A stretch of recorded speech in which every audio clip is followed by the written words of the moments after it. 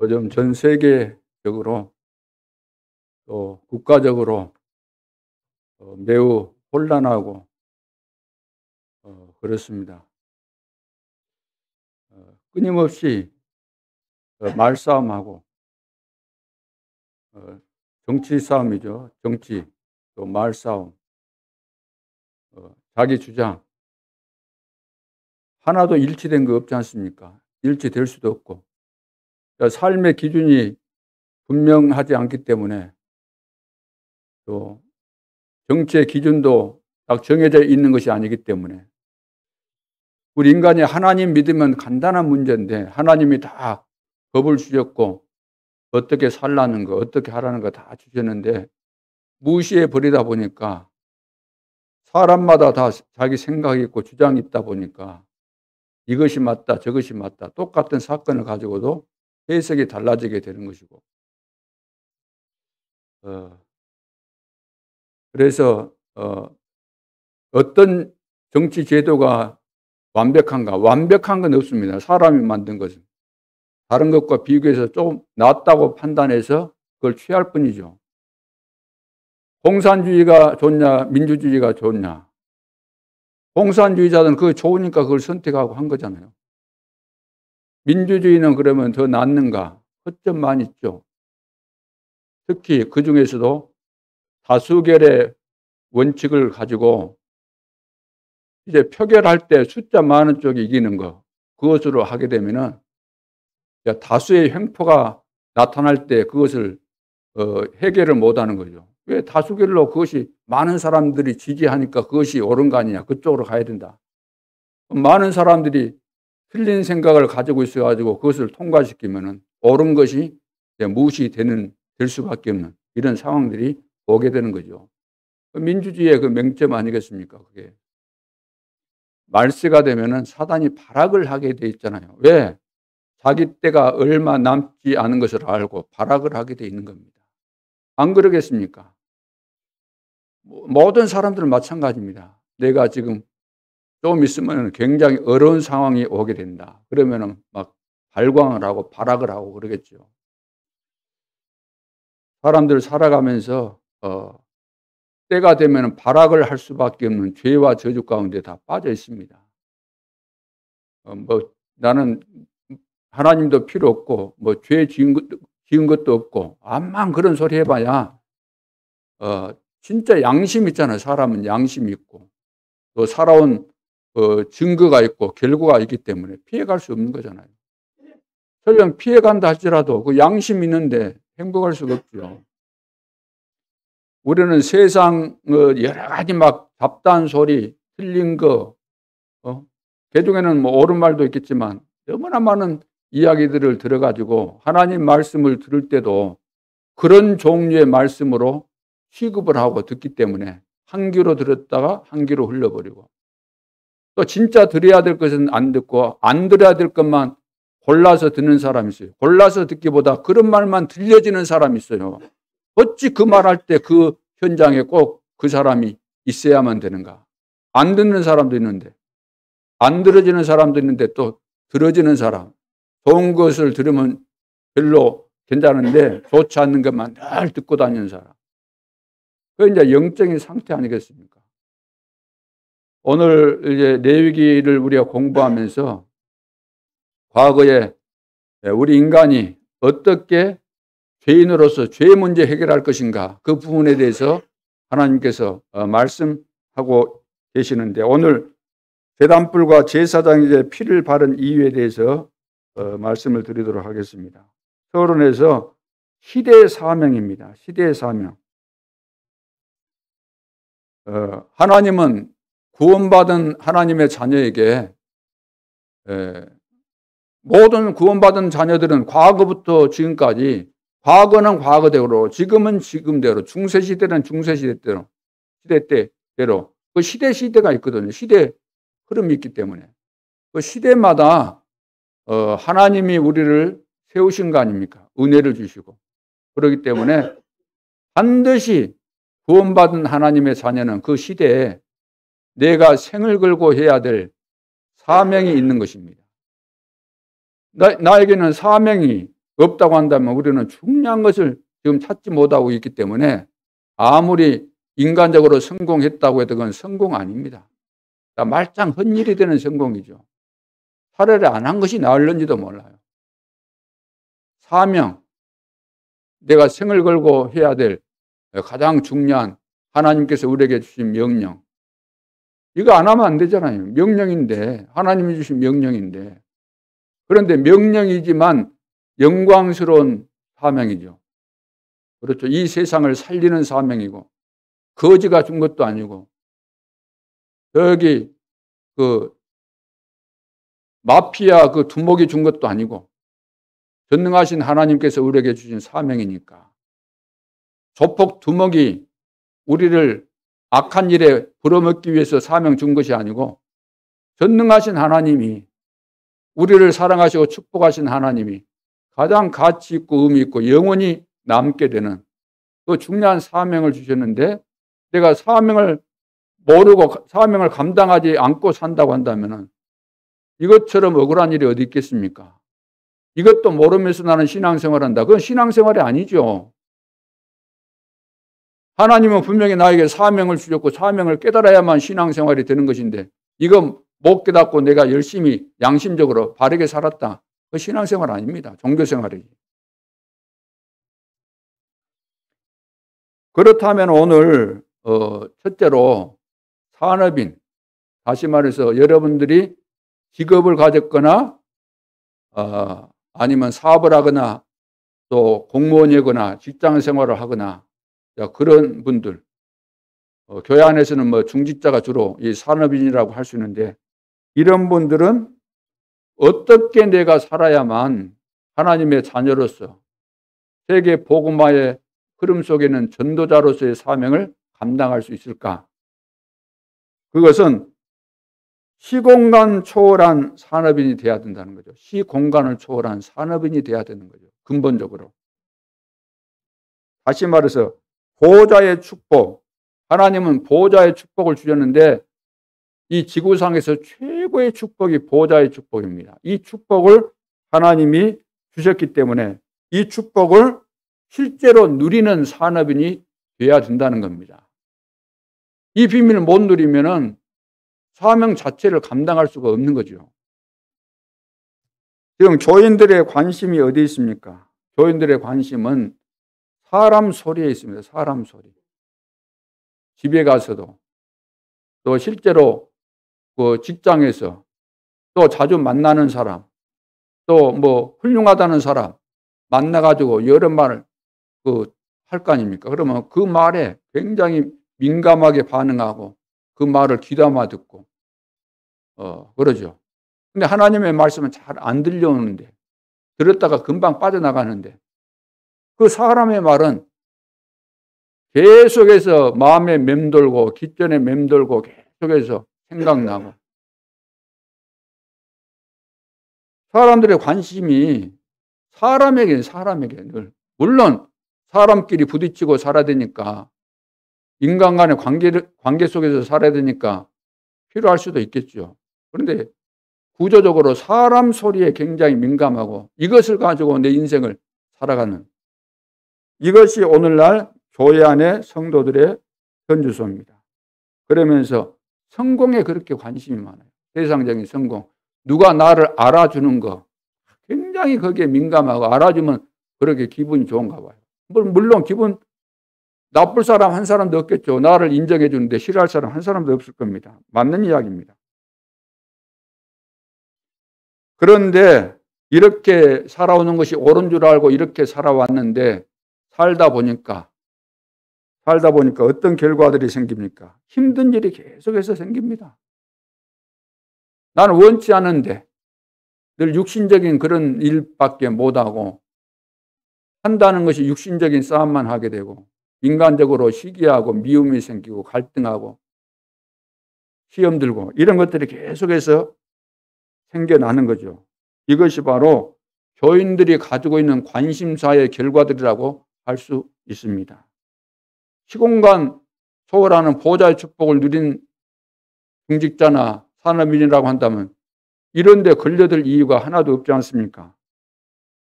주님이 지금도 눈에 보이지 않지만 성령으로 나와 함께 하시고 우리와 함께 하시고 모든 일, 사건 속에 함께 하신다. 이 말은 계획이 있다는 겁니다. 좋은 계획이.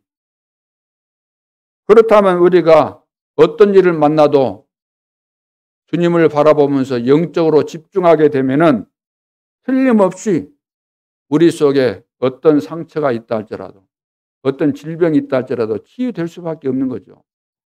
하나님의 은혜를 사모하고 하나님께서 위에서 주시는 힘을 공급해 주시기 때문에. 그러면은 치유만 받고 끝나지는 것이 아니라 능력이 나타날 수밖에 없지 않습니까? 그래서 오늘날 성도들의 문제는, 교회의 문제는 가장 중요한 하나님이 성령으로 내 속에 들어오신 목적이 함께하기 위해서 들어오셨는데 이 축복 못 누리고 나와 함께 우리와 함께 하시는데 우리와 함께 하는데 우리가 하나가 안 된다는 이야기잖아요. 우리와 함께 하시는데 초대교회는 되었는데 사도행전 2장 42절 46절 47절 43절로 45절 성도들이 어렵다니까 있는 자들은 재산까지 내놓으면서 이렇게 원리스를 이루는데 오늘날은 안 된다는 겁니다. 내 속에 성령께서 계시고 우리 속에 성령께서 계시는데 이것이 한 성령이라고 했는데 한 믿음 한 성령이라고 했는데 하나가 안 되는 거죠. 그리고 모든 사건 속에 모든 일 속에는 하나님이 축복의 계획을 가지고 있기 때문에 그래서 with 임마누엘 원리스. 자, 우리는 일자리가 없다. 미국의 어떤 그 신앙생활 잘하신 장로님이 그런 말을 했다고 하지 않습니까? 우리는 일자리가 없다. 왜냐? 교회 안에서 그 목사님이 막 렘넌트 위주로 이렇게 하니까 그 장로님인가 봐요. 신앙생활 잘한다는 그 장로님이 하는 이야기가 우리는 일할 데가 없다 그러면서 불평조에 말을 했다는 겁니다. 과연 일자리가 없다고 불평해야 될까요? 주님이 나와 함께 하시고 우리와 함께 하시고 모든 일에 함께 하시고 현장에서도 함께 하시고 내가 기도하면 응답이 될 것이고 만남의 축복이 있을 것이고 교회 안에서 무슨 일을 하려고 했을까요? 그 장로님 의도가 뭘까요? 교회 안에서 일할 자리가 없다. 이 말은 뭔 이야기겠습니까? 안 해도 될 일에 대해서 관심 가지거든. 안 해도 될 일에 대해서. 진짜 축복은 다 놓치고 껍데기를 붙잡겠다는 거 아닙니까? 오늘 한국 교회 자리 타령하는 이유가 바로 다 여기에 있는 겁니다. 진짜를 모른다는 거예요. 진짜를. 성경의 중직자는 어떻겠습니까? 오바다 같은 경우는 전 재산을 들여서 주의 종을 도왔지 않습니까? 주의 종들이 사역을 해야 되니까. 어려우니까 그것도 숨겨가지고 100명을 숨겨놓고 먹이면서 살 수 있도록. 가요 같은 사람은 어떻게 했습니까? 모든 전도자의 식긴 역할을 했다는 겁니다. 바울만 그렇게 한 거 아니고 모든 전도자의 식긴 역할을 했습니다. 그러면 이 사람들이 바보라서 자기 가진 돈을 그렇게 의미 없이 썼다는 그런 이야기입니까? 뭔지도 모르고 막 쓴 거예요. 오늘날 사람들이 보는 시각으로는 이 사람들은 멍청이 아니에요? 쉽게 말해서 생을 걸고 돈 버는데 저렇게 써버릴까? 오늘 세상 사람들은 가치 없게 보잖아요. 가장 가치 없게 보잖아요. 전도자들 제일 우습게 여기잖아요. 얼마나 우습게 여겼으면 소자로 여기고 그러죠. 그런데 냉수 한 그릇 주는 것도 상을 잃지 않겠다고 하신 말씀에 비춰볼 때 사람들은 모른다는 거예요. 전도자의 가치를. 록펠러 같은 경우는 전 교역자가 가만히 놀아서는 안 되기 때문에. 그러죠. 그래서 전 지역에다가 교회를 세운 겁니다. 전 교역자가 계속해서 현장에서 하나님이 준비하신 축복을 누릴 수 있도록 전 지역에 교회를 세웠는데 2,000개를 세웠다 그러지 않습니까? 2,000개를. 여러분 돈 벌면 그런 거 할 수 있겠습니까? 내가 돈이 많으면? 돈 많다고 이거 하는 거 절대로 아닙니다. 그것도 부족해서 보험까지 넣어가지고. 여러분 생각해 보세요. 보험까지 넣어가지고 했다는 말은 이 사람이 교회가 얼마나 중요한가, 교회를 얼마나 사랑했는가, 교회의 가치를 알았다는 이야기잖아요. 보험까지 넣었다고 하면은.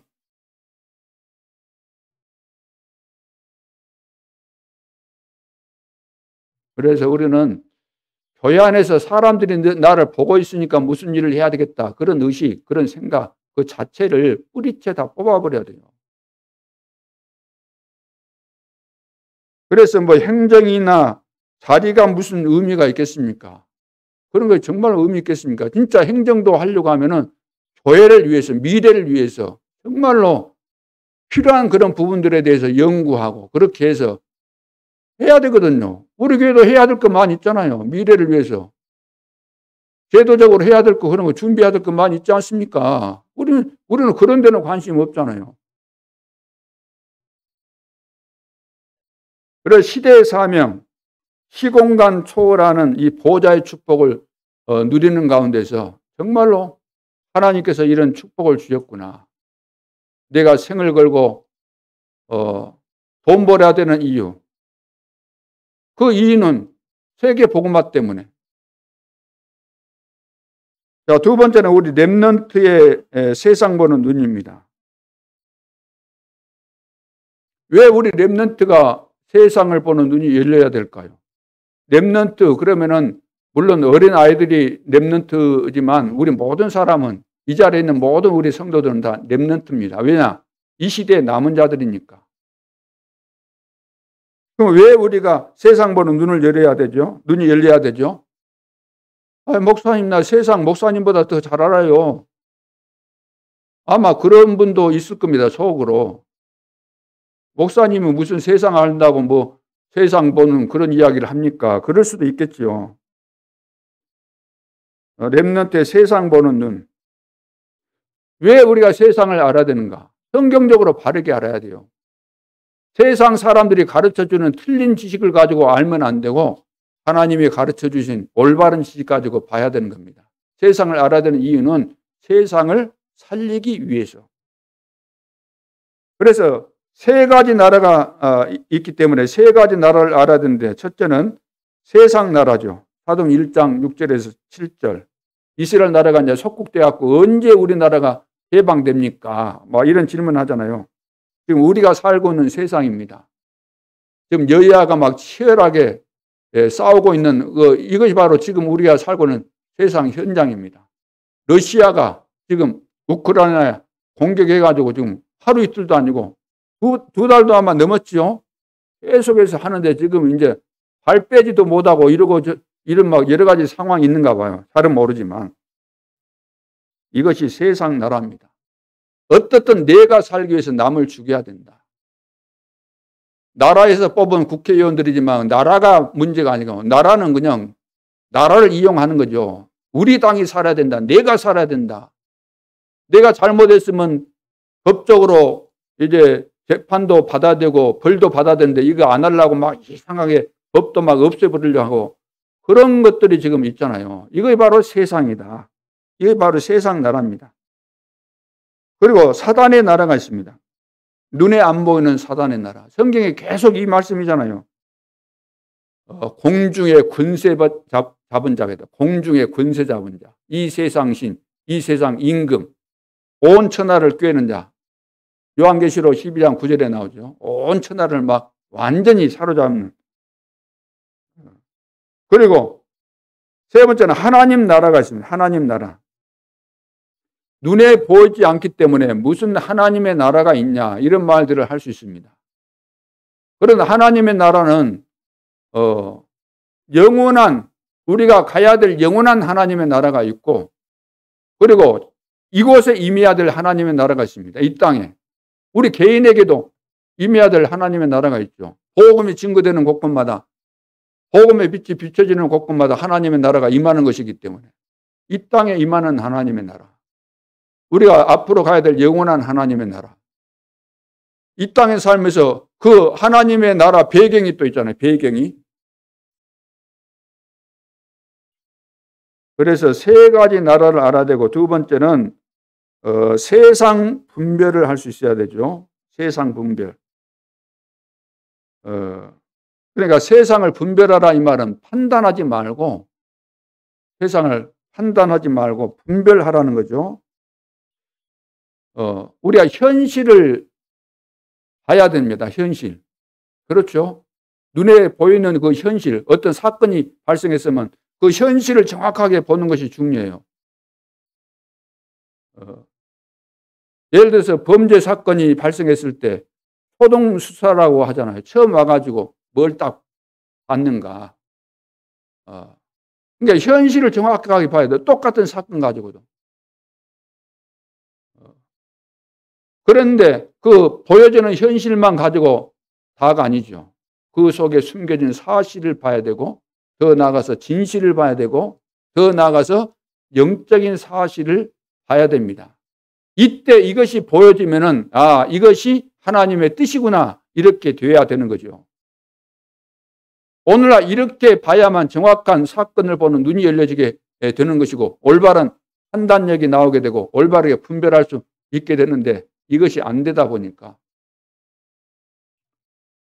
전부 다 마땅하잖아요. 지금 똑같은 사건 가지고 여야가 절대로 합의점이 안 만들어지잖아요. 절대로. 숫자 많다고 금방 또 이쪽에 갖고 그냥 통통통 망치 두드리면 끝나는 거. 그러니까 망치 안 뺏으려고, 안 뺏기려고, 뺏으려고 하고 안 뺏기려고 하고. 이게 뭔 짓입니까 이게.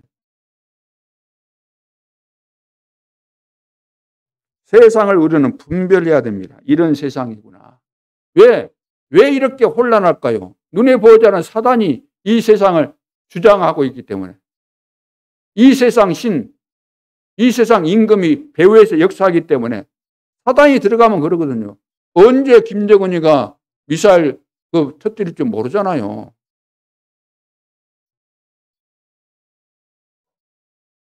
그래서 세 번째, 영적 분별이 필요하다. 영적 분별. 영적인 힘 얻도록 영적인 이런 분별력이 있어야 되는 거죠. 그래서 기도를 아는 자, 학업을 아는 자, 산업을 아는 자는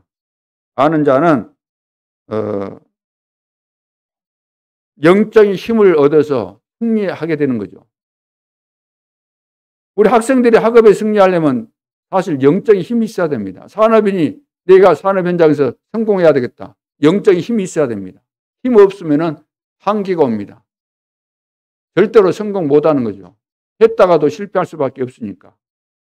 그래서 24가 돼야 되는데 24가 안 되면 안 되잖아요. 아니 사업을 하시는 분이 내가 하는 사업에 대해서 24가 안 되고 있다? 사업이 될 것 같아요? 마약쟁이들은 24 하고 있는데, 도박하는 사람이 24 하고 있는데, 그러면 24시 한다는 이야기입니까? 아니잖아요. 밥 먹을 때 안 하고 자기 무슨 일 있으면 도박 안 하지만 무슨 일 하면서도 도박 생각 나거든요. 마약 생각 나고. 게임 중독되면 게임 24 하면은 게임 언제든지 게임이 그리워지고 게임 하고 싶고, 다른 것은 그냥 보기만 하지 별로 관심이 눈 속에 들어오지 않죠. 왜? 게임에 잡혀 있으니까 다른 것은 별로 관심 없어요. 암만 좋은 말을 해도 자기한테 필요한 이야기도 들려오지를 않는 거죠. 왜? 거기에 꽂혀 있으니까 24시를 다른 데 하고 있으니까, 게임에 24시 하고 있으니까 다른 것은 그냥 스쳐 지나갈 뿐이에요. 그래서 렘넌트의 세상 보는 눈, 우리도 이 세상 보는 눈이 열려져야 됩니다. 우리는 보이는 것 가지고 늘 판단하잖아요. 보이는 거. 보이는 것이 다라고 생각하지 않습니까? 사람 말 듣고 다 판단해버리지 않습니까? 하나님 말씀 무시해버리고. 세 번째는 전문 사역을 통한 전도입니다.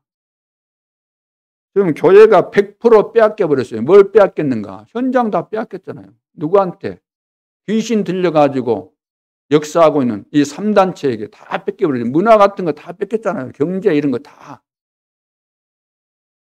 네피림 운동, 문화 운동, 경제 운동을 통해서 다 장악해 버렸습니다. 우리 후대들, 청소년들 다 장악해 버렸습니다. 교회는 성령 충만 받으라고 하나님께서 약속까지 하시고 다 준비하고 계시는데 우리는 기도도 않고 관심도 없으니까 전혀 받지 못하고 거지처럼 살고 있는데 이 귀신 충만한 이 3단체는 세상을 다 장악해 버렸잖아요. 그리고 전문교회와 전도운동입니다. 전문교회와 전도운동. 이 말이 무슨 말이죠? 하나님께서 우리에게 달란트를 주셨습니다. 그리고 직장과 직업도 하나님이 주신 겁니다. 그러면 왜 주셨을까요? 왜 주셨을까요? 여러분 직장과 여러분이 사업하는 거 왜 주셨을까요? 그래, 내가 밥 못 먹으면 굶어 죽으니까 이 직장 가지고 밥 먹어라. 밥만 먹으라고 주신 것일까요? 아닙니다. 밥만 먹으라고 알고 있기 때문에 우리가 실제로 현장에서 하나님이 함께하는 증거들이 안 나타나는 것입니다. 그런 생각을 다 가지죠, 불신자들. 그러나 구원받은 전문인들은, 구원받은 우리 중직자들과 산업인들은 하나님이 이 직업을 주셨을 때는 세계 복음화와 관계 있다.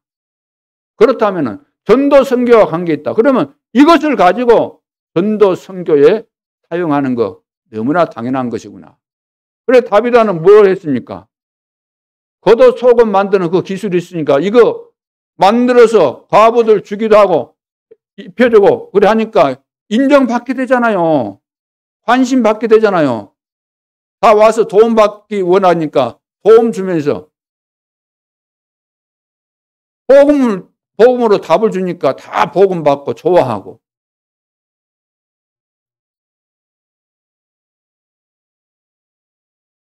루디아 같은 경우도 자주장사. 과거에는 밥만 먹었겠지만 이제 복음을 받고 이것을 가지고 정말로 교회를 위해서 물질적으로 후원하고 헌신하는, 전도자를 위해서 헌신하는 그런 제자로 바뀌게 되잖아요. 자주장사. 그 당시로 한다면은 이제 그 붉은 비단 이런 거니까 옛날에는 붉은 옷, 황금색 옷 이것은 왕들만 입는 그런 옷입니다. 아무나 입고 나갔다가는 죽어요. 그리고 로마서 10장 23절에 나오는 그 식주인 가이오. 아마 제모 그런 쪽에 전문성이 있었는가 봅니다. 이 사람 보세요. 자기가 먹고 사는 그런 차원을 넘어서 어마어마한 이 돈이 있었다고 볼 수 있는 거죠. 그래서 바울뿐만 아니라 전도자들의 식주인 역할을 했다 그랬습니다. 교회의 식주인. 그러니까 전문성을 가지고 지금 교회를 살리고 있잖아요. 그냥 내가 먹고 살아야지 그런 차원이 아니고 하나님께서 주신 이 업을 가지고 이 달란트 가지고 내가 성공해서 돈 벌어서 어떻게 해서든지 하나님이 원하시는 교회당 짓고 하나님이 원하시는 선교하고 하나님이 원하시는 우리 후대 살려야 되겠다. 그래서 쓰니까 가난해져야 될 거 아닙니까? 썼으니까 사용했으니까 가난병이 돼야 될 거 아닙니까? 죽었어야 되잖아요. 거지돼서 죽은 그런 결과들이 있습니까? 없잖아요. 오히려 브리스길라 부부 같은 경우는 거부가 되는 거부. 다른 모든 사람들도 마찬가지입니다. 하나님 잘 믿는 사람들은 다 그 시대마다 거부들이 됐습니다. 그래서 현장에서 전문인 살리는 길이 다른 길이 아니고 아무도 할 수 없는 일을 하면 돼요. 쉽게 말해서 현장에 가면은 영적으로 시달리는 사람, 그렇죠? 영적으로 시달리는 사람들이 많이 있습니다. 대부분 이제 다 시달리죠. 다 시달리지만 두드러지게 시달리는 사람이 있으면 이 사람들을 도와주면 됩니다. 이 사람들은 누구도 도와줄 수 없기 때문에 병원에서도 안 되고 그 어떤 상담사도 안 되고 복음 모르는 사람은 절대로 할 수 없는 일이기 때문에 그래서 이 사람들 왜 이렇게 시달리겠어요? 그 고치는 방법은 한 가지밖에 없어요. 뒤집어줘야 돼요. 운명을 뒤집어줘야 돼요. 운명을 바꿔주면 돼요. 운명을 바꾸는 길이 뭐냐면 오직 그리스도입니다. 전도자들은 현장에서 이렇게 시달리고 있는 사람 보면 당신 여기서 완전히 빠져나오는 길이 있다. 확실하게 불신자 상태 이야기하고 당신 여기에 빠져있고 여기서 빠져나오는 길이 있다. 오직 그리스도. 복음전에서 영접하고 거기서 해방받도록 운명에서 빠져나올 수 있도록 그것을 잘해야만 전도자다. 그것을. 그래서 그리스도의 제자로 만들고 교회 출석해서 제대로 복음 이제 깨닫고 배우고 훈련받고 해서 실제로 현장을 살리는 그런 전도 제자로 사명자로 세워야 되죠. 이것이 지금 현장에서 전문인 살리는 길입니다. 이렇게 하면서 당연히 해야 될 것은 미래를 내다봐야 되니까 회당으로 들어갈 수밖에 없잖아요. 학원으로 학교로 들어갈 수밖에 없는 거죠. 그러니까 우리는 뭐 누가 어렵다 그러면 그 좀 도와주는 것으로 될 줄 알고 도와주고 뭐 아프다 그러면 약 발라주고 뭐 고쳐주고 치료하고 그런 수준만 늘 생각하는 거예요. 하나님의 역사로 완전 바뀌잖아요. 사마리아 지역에 들어가서 복음 전했는데 다른 거 안 했어요. 귀신 들려가지고 아픈 이런 병자들, 불치병자들 그런 사람들이 다 살아났잖아요. 왜? 귀신에게 잡혀가지고 생긴 병들은 다 치료될 수밖에 없기 때문에. 그래서 예수님도 걸으라 하잖아요. 내 믿음대로 될 것이다. 걸어라. 베드로 같은 경우도 은과 금은 내게 있죠. 내게 있는 것은 내게 명하노니. 나사렛 예수 그리스도 이름으로 걸으라 하면서 이렇게 세워버리잖아요. 우리는 그걸 못한다는 거죠. 왜? 그 영적으로 그 눈이 열려져야만 그거 할 수 있는데 그것을 못하는 거예요.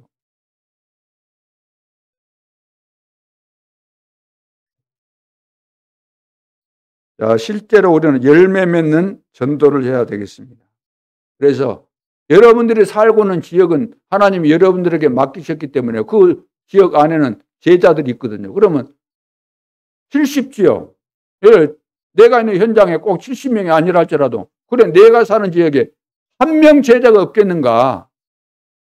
그리고 제자를 나는 몇 명 찾겠다. 하나님 앞에 기도하면서 딱 정하고 시간을 정해놓고 캠프를 하고 이렇게 되어져야만 하나님과 소통이 되어지고 하나님의 인도받는 사람이 하나님은 이것을 원하는데 여기에 전혀 관심 없고 여기에 대해서는 뭐 상관없이 산다고 한다면 하나님을 과연 믿는 겁니까 도대체? 어떻게 믿는데 그렇게 될까요? 하나님의 관심은 거기에 있는데 거기에는 전혀 관심 없고 아무도 못 가는 곳, 안 가는 곳, 절대 불가능한 곳 거기가 바로 황금어장입니다. 누구도 못 가는데 안 가는데 우리는 그런 거 잘 보고 거기 들어가면 누가 방해할 사람도 없고 막을 사람도 없고 갈급한 자는 사고 넘치기 때문에 전도할 곳이 없다. 그런 소리 절대로 안 나오게 될 겁니다. 자, 그래서 시대의 사명, 우리 산업인과 우리 중직자들, 우리 모든 성도들은 시공간을 초월하는 보좌의 축복을 누려야만 그때부터 되어지게 되어 있습니다. 그리고 세상 보는 눈을 다시 한번 정리해서 새롭게 뜨고 봐야 됩니다. 그리고 전문 사역, 내가 가지고 있는 직장, 직업 이런 것들을 하나님께서 주셨는데 어떻게 사용하라고 주셨는가 이것을 질문하고 어떻게 하면은 내가 가진 이 직장, 직업을 가지고 사람을 살 것인가 이 지역을 살릴 것인가 어떻게 플랫폼이 되는 시스템을 만들 것인가 자, 이것을 여러분들 기도하시면은 답이 금방 나올 줄로 믿습니다. 오늘 본론에서 오직 한 가지입니다. 지구상에는 세 가지가 계속 발전하고 있습니다. 뭐가 발전하고 있죠? 과학이 계속해서 발전하고 있고 또 재앙도 계속해서 늘어나고 있고 교회는 점점점 다른 것 하고 있습니다. 그러니까 영적 문제는 자꾸 늘어나고 있죠. 왜? 오직 한 가지를 몰라서. 지구상에는 다 있는데 한 가지만 없습니다. 이 땅에 재앙이 들이닥치는데 왜 들이닥치는지는 모르고 있습니다. 내게 영적 문제가 있는데 왜 나에게 영적인 문제가 있는지, 왔는지, 왜 왔는지, 있는지, 어떻게 해야 되는지 모르고 있습니다. 자, 그렇게 해서 지금 실제로 우리나라에 여러 가지 이거 통계내는 통계사례도 있지만 정신병으로 시달리고 우울증으로 시달리고 이런 사람들을 지금 계속해서 급증하고 있잖아요. 봐보세요. 요즘 살인사건 이런 거 여러 가지. 또 은행 돈 그거 있잖아요. 은행 600억이 넘는 거 그거. 전부 다 정신병자들이에요. 자, 어떻게 왔는지 지금 모르기 때문에. 그리고 많은 사람들이 하다가 안 되니까. 영적인 문제 있으면 이거 하면 되겠다라고 이런 막 판단이 나오고, 그래서 할 수밖에 없는 겁니다. 근데 하고 나면은 어떻습니까? 상황이 아니거든요. 그때는 잡혀 있으니까, 사단에 잡혀 있으니까 그 판단이 잘못된 것도 모르고, 이렇게 하면 되겠구나. 완전 범죄 되겠구나. 온갖 머리 다 굴리면서 계산 다 해보면서. 그래서 이제 걸려 들어가지고 재판 받으면서 다 추적해서 나오지. 야, 손발 뺄 수 없는 상황 되니까, 아이고, 이렇게 됐구나. 야, 결과가 이거 끔찍하네? 에란 모르겠다. 그래서 이제 자살, 이렇게 하고 그러지 않습니까? 자, 앞으로도 남아있는 문제들이 굉장히 많이 있습니다. 자, 이것을 이길 수 있도록 계속해서 하나님은 우리에게 메시지를 주십니다. 왜 재앙이 오는지, 왜 예수 믿어야 하는지, 도대체 교회는 뭐 하는 곳인지, 이것을 알아야 되는데도 불구하고 성도들이 모르기 때문에 축복을 다 놓치고 있는 거죠. 자, 그래서 가면 갈수록 지금 교회, 성도들의 개인 생활이 어렵고 교회 자체가 지금 어렵게 되어지고 세계교회가 문을 닫는 이런 상황이 왔습니다. 우연이 아닙니다. 심은 원인이 있었다는 거죠. 심은 원인. 가장 중요한 한 가지를 놓쳐버리고 세상 것이 들어와서 세상 기준이 교회 안에 기준이 되어버린 거예요. 그러니까 뒤집어진 거죠. 그러면 십자가만 일이 되어 있고 우리 명칭만 목사네, 장로네, 성가대원이네 했지만 이 안에 흘러가는 영적인 흐름과 통제는 누가 하고 있는 거예요? 사단이 다 하고 있는 겁니다. 세상 기준 가지고. 그 기준 가지고는 늘 틈만 나면 싸우고 하나 안 되고 사람 소리하고 이상한 소리만 듣고 와갖고 또 그 이야기하고 사람 살리는 포럼은 하나도 안 하고 전도 현장에서 있었던 일, 내가 응답받은 거, 말씀 성취된 거 이런 거 포럼 하라니까 할 것 없고 안 되고 그러니까 근본적으로 다 삐뚤어진 거예요. 근본적으로 출발 자체가 시작 자체가 안 된 거예요. 안디옥 교회 시작을 뭘 했습니까? 성령 충만받고 성령에 인도받아야만 하나님께서 원하시는 전도 선교할 수 있기 때문에 우리가 기도하자. 근데 기도만 그냥 하면은 그러니까 제대로 우리가 기도하기 위해서 금식하면서 기도하자. 금식하면서 기도하잖아요. 그러니까 성령이 역사하실 수밖에 없죠. 꼭 금식하면서 하라는 말은 아니죠.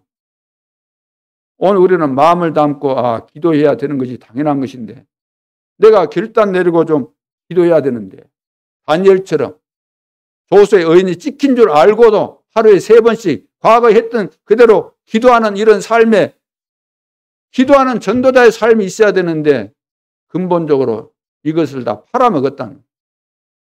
팔아먹었다기보다는 처음부터 이것을 가지지 못했다는 거죠. 왜? 제대로 복음 듣고 변화받았으면 새 사람 될 거 아닙니까? 내가 변화받고 새 사람 돼 있고 내 주인이 바뀌었다고 한다면 우리 생각이 하나님의 말씀을 듣게 돼 있어요. 듣고 어떻게 이 말씀을 내가 실천하고 누릴 것인가. 구조가 그렇게 바뀐다니까요. 근본 틀이 새로운 피조물 거듭났다 성령으로.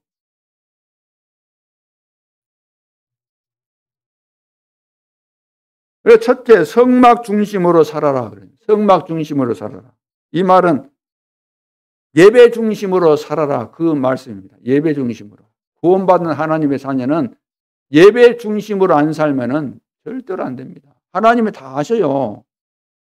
우리를 속속들이 다 알고 있습니다. 과거도 알고, 현재도 알고, 미래도 알고, 우리가 속삭이는 거, 생각하는 거, 마음과 생각 이런 거 다 아시는 분입니다. 우리 체질 너무나 잘 아십니다. 그 예배 중심으로 살아라 그 말이에요. 레위기가 뭐죠?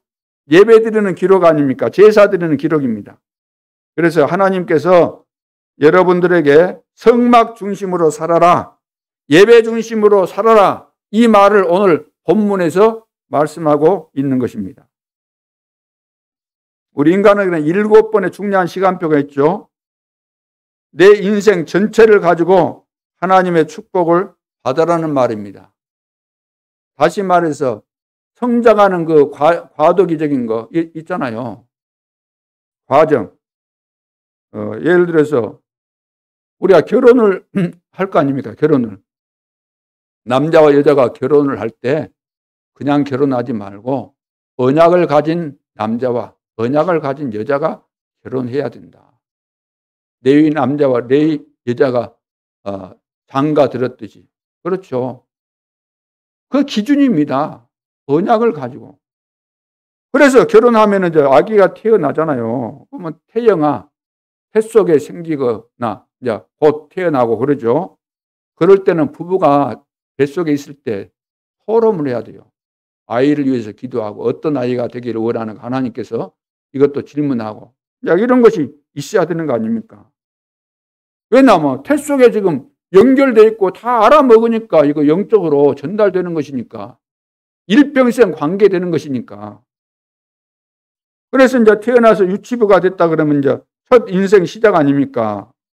첫 인생 시작인데 영적인 상태가 보이거든요. 내 자식이니까 안 보일 수도 있어요. 내 자식이니까 거의 다 안 보입니다. 그것이. 다 좋아요. 내가 낳았으니까 얼마나 그 신기하고 깜찍하고 그럽니까? 그렇잖아요. 내 자식인데 얼마나 좋겠어요. 그러니까 영적인 상태가 안 보일 수 있어요. 다른 애들은 보일 수 있어요. 보일 수 있어요. 근데 내 자식은 안 보일 수 있어요. 잘 살펴보세요. 그러면 있으면은 그건 이제 정말로 복음으로 치유해주고 기도하면서 해야 되는 것이니까. 그냥 초등부에 들어가면 이제 기초를 형성하는 과정이기 때문에 굉장히 중요하지 않습니까? 초등부에. 이때 이제 복음을 심어서 복음 엘리트로 딱 만들어 줘야 되는 거죠. 그러면서 성장하면 이제 중고등부에 들어가게 되는데 이때는 정말로 달란트를 제대로 찾기 위해서 방향을 딱 잡아줘야 되는 겁니다. 유대인들이 했던 것처럼. 그리고 이제 대학에 들어가면은 이제 뭐 어떻게 할 수가 없을 정도가 되는 거죠. 그러나 이때는 이제 그릇을 만들어줘야 됩니다. 대학에 들어가면 여러 가지 이제 사상도 배우고 넓은 의미에서 새롭게 모든 것을 조명해 가기 때문에 그래서 그릇을 키워서 세계 복음화 할 수 있도록 방향을 잡아주는 거 중요하죠. 대학에서는 이 그릇, 대학에서는 이렇게 그릇, 중고등부에서는 이 방향을 잡아주고 대학에서는 그릇을 만들어줘야 됩니다. 그러면서 이제 청년이 되면 실제로 세상에 나가야 되잖아요. 그러면 세상이 뭔지 알고 세상에서 어떻게 살아야 된다는 거 이런 거 포럼 하면서 가르쳐주고 또 경험이 있으니까 이런 부분에 대해서 이야기도 해주고 이것이 다 쌓여가지고 온 문제가 오늘 어른들이 겪고 있는 삶입니다. 오늘 신앙생활하고 있는 우리 중직자들의 내 인생의 삶이 어디에서부터 온 것인가? 내가 복음을 들으면서 나는 왜 이렇게 안 될까? 이것이 있구나. 나에게 이것이 있고 이것 때문에 안 되구나. 그 어디서 왔겠어요? 내가 인생이 이렇게 성장해 오는 과정 속에서 그 포인트들이 있는데 그런 것들을 누가 해준 적이 없기 때문에 어른이 돼도 중직자가 되어도 굉장히 어려울 수밖에 없다는 겁니다. 이것을 깨달았다고 한다면 뼈저리게 우리가 느껴야 되는 것은 그래서 렘넌트 교육이 모든 것이구나. 우리 후대들이 결혼도 잘해야 되고 이 과정 이것이 단계된 거 이것이 너무나 중요하구나. 처음부터 안 되면 안 되는 거 아닌가. 처음부터. 생각해 보세요. 처음부터 안 됐는데 되겠어요? 중간에 다 떨어지잖아요. 복음도 모르는 부부가 만나가지고 복음도 모르는 데다가 교회 안에 왔는데 제대로 지금 이거 정리 안 해주고 안 잡아주니까 뭐가 정리된 거 없어요. 다 사요나라 할 수밖에 없어요. 교회 사요나라 해버려요. 빠이빠이, 굿바이.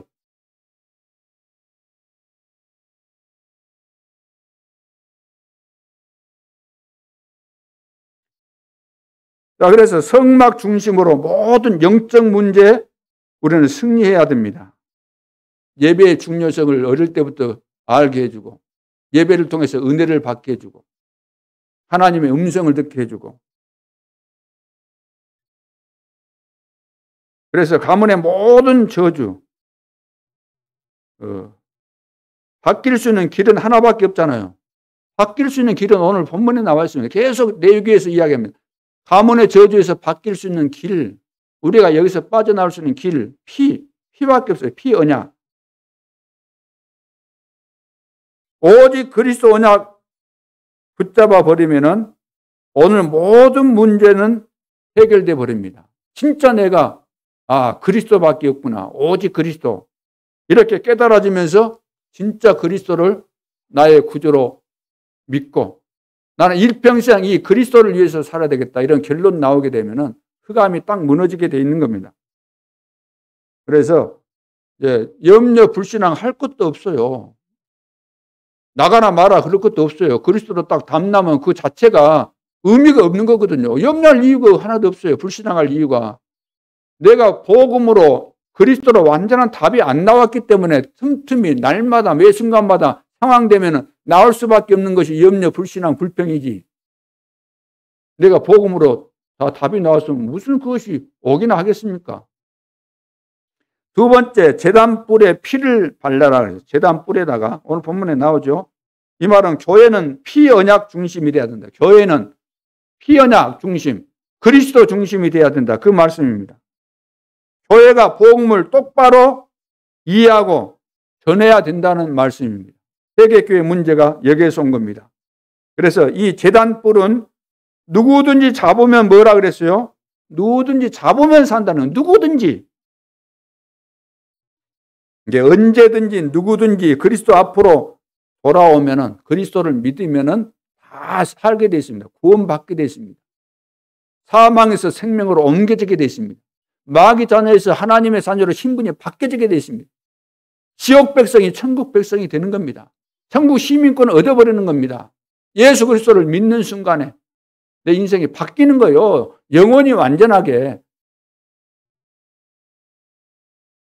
그러면서 이제 인간이 재앙, 지옥, 사단의 권세에서 빠져나오도록 하나님께서 만들어 주신 길이잖아요. 누구도 만들 수 없는 길.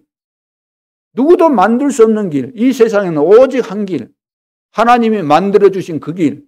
내가 고 길이요 진리요 생명이니 나로 말미암지 않고는 아버지께로 올 자가 없느니라. 베드로가 이건 이제 깨달은 거잖아요. 그래서 다른 이로서는 구원을 얻을 수 없는데 법정 앞에서 너 이제 예수 이야기하지 말라 했는데 그때는 이제 담대해졌어요. 그 전에는 계집종 앞에서 3번씩이나 예수님 부인하고 저주까지 했잖아요. 근데 담대하게 뭐라고 했습니까? 다른 이로서는 구원을 얻을 수 없나니 천하 인간에 구원을 얻을 만한 다른 이름을 주신 일이 없다. 예수 외에는 다른 이름 주신 일이 없다. 덕가, 맹자, 공자, 마호메트 뭐 그런 거 다 소용없다는 겁니다.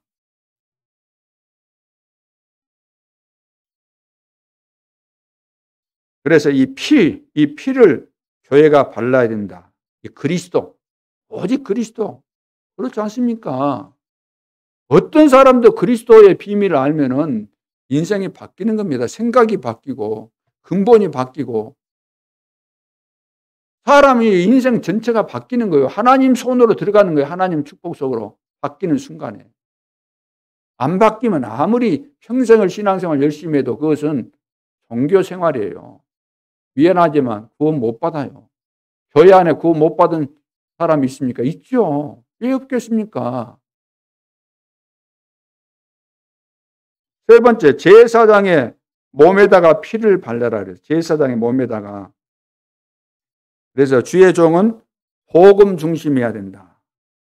자, 교역자가 복음 제대로 깨달아야 됩니다. 그래서 교역자의 중심 가운데 주장하는 것이 있다고 한다면 복음이라 됩니다. 복음. 오직 복음이어야 돼요. 주의 종은, 전도자는 오직 복음 돼야 돼요. 다른 거 말하는 것 자체가 자격 상실입니다. 미달 정도가 아니고 그 자격 상실이에요. 22절로 그 24절에 쭉 보면 나오지 않습니까? 여기 보니까 귀에다가 뭐 대라 그랬잖아요. 자, 모든 교육자가 복음 똑바로 듣고 똑바로 전해야 됩니다. 똑바로 들어야 돼요. 듣기를 잘해야 돼요. 이상한 소리만 늘 듣고 다닌다. 그 영적인 상태가 그렇다는 거예요. 그러는 정말로 들어야 될 이 복음, 나 메시지나 들을 때마다 오늘 이 메시지 안 들었으면 정말로 큰일 날 뻔했구나. 이렇게 중요한 메시지를 오늘도 듣게 하시구나. 그렇죠. 30년 전의 메시지도 하나님께서 이것을 준비했다가 이때 이렇게 주시는구나. 얼마나 감사가 나오고 감격이 되고. 여러분 메시지 들을 때마다 억지로 듣습니까? 병됩니다. 생각해 보세요. 병 안 되겠습니까? 억지로 듣는다.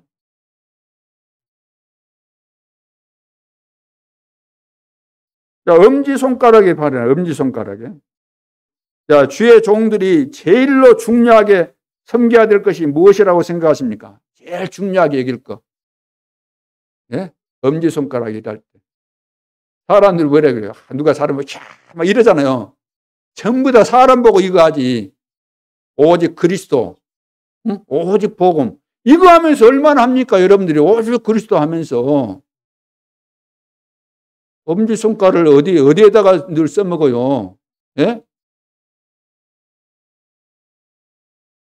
축구 경기장 가고 어디 가고 막 누가 노래 부르면 막 잘 부른다고 막 박수도 치고 막 오직 복음. 엄지손가락 하나님 앞에 이가 날려면 다 잘라내버려야 돼요. 그렇죠? 엄지발가락에다 바라요. 엄지발가락. 주의 종들이 어디에 서야 되겠어요? 어디에? 응? 내가 있는 그 자리가 어디에 있든지 내가 있는 그 자리가 복음 전하는 자리예요. 어디 따질 데가 어디 있습니까? 주의 종이 가는 데마다 다 복음 전하는 현장이지. 그렇잖아요. 우리는 가는 현장. 주님이 나와 함께 하는데 어디 가면 아니고 어디 가면 기고 그랬습니까? 어디를 가나 마찬가지죠.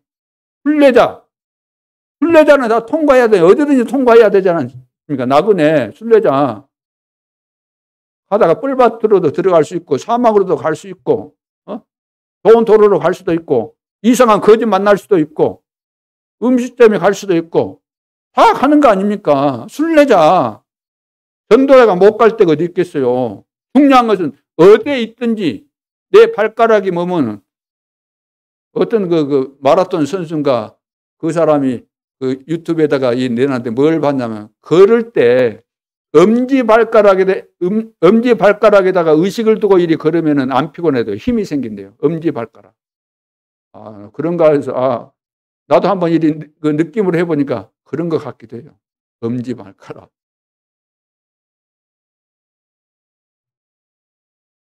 그래서 이 복음을 깨닫고 전하는 신앙생활이 내 생활의 우선순위가 되어야 됩니다. 특히 전도자는 오직 그리스도로 완전 결론 나와야 돼요. 뼛속까지. 다른 거 뭐 필요 있습니까? 다른 거 알고 있은들 그거 다 서론이고 다 그것은 껍데기거든요. 진짜 이 복음으로 완전히 결론이 나와야 되는 거죠. 그래서 걱정하지 말고 우리는 언약을 붙잡아야 됩니다. 성막 중심. 자, 교회는 피언약 중심, 그리스도 중심, 주의 종들이 복음 중심. 자, 이때만 흑암 세력이 도망갑니다. 이거 안 되면은 흑암 세력은 절대로 도망 안 갑니다. 오늘 여러분 생애 최고의 응답의 날이 될 수 있기를 주님의 이름으로 축원합니다.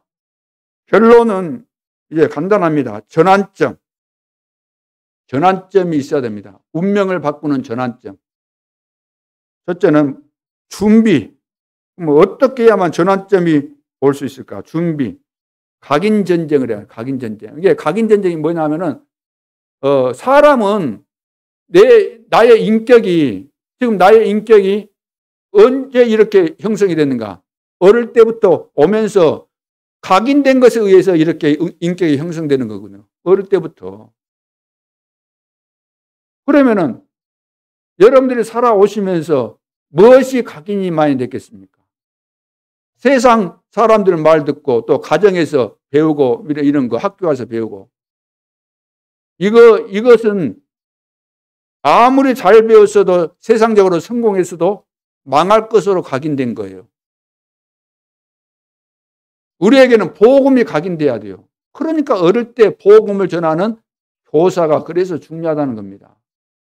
복음으로만 우리를 바꿀 수 있습니다. 복음으로만. 바울 같은 사람은 어릴 때부터 엘리트인데 제대로 그 율법주의 바리새인 그 잘못된 사상 들어가 있잖아요. 그게 웬만한 사람이 가서 말로 해서는 안 되기 때문에 부활하신 주님이 직접 꺾어버린 겁니다. 꺾어버렸어요. 완전히 뒤집어 엎어버린 겁니다. 그래서 우리 인생도 이 그리스도로 완전히 변화를 받아야 돼요. 각인 전쟁 시대입니다. 사단은 이것을 귀신 들리게 만들어가지고 평생 부려먹잖아요. 평생 동안. 각인 전쟁입니다. 그래서 복음으로 딱 각인되면은 완전 바뀌게 돼요. 그러면서 이 복음에 집중하게 되면 치유가 되어지고 능력이 나타나게 되고 서밋이 되어지는 거죠.